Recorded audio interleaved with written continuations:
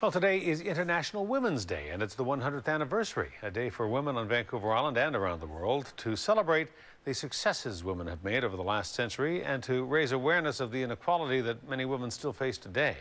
Women still earn generally less than men do in the workforce and carry more of a workload at home and have fewer opportunities when it comes to education, particularly in developing countries. But as A News reporter Erin Glazier shows us, many women are still fighting to overcome the odds. I'd like to say that there are behind me about 25 amazing women.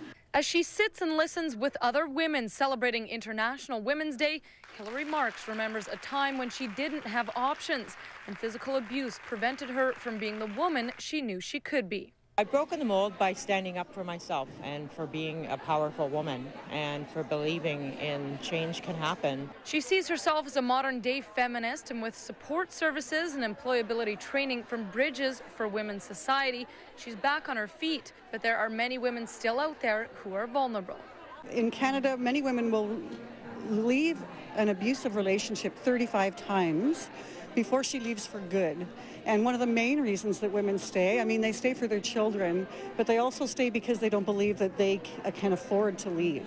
And while some may feel International Women's Day is unnecessary or even condescending, those who work on the front lines disagree. I have personally witnessed the cutting back of programming to women's services, and that programming is essential for women to be productive members of society.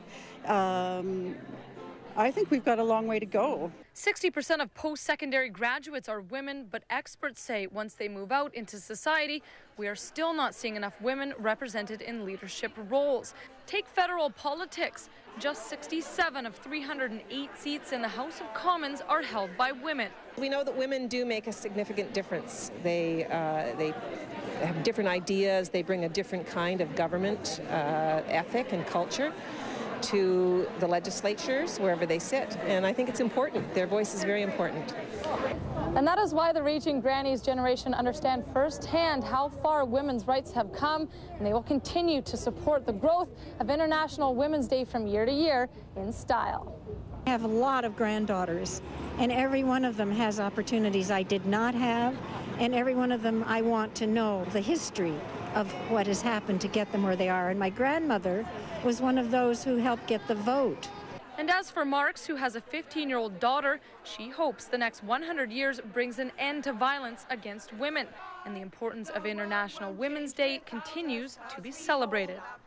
In Victoria, Erin Glazier, A News.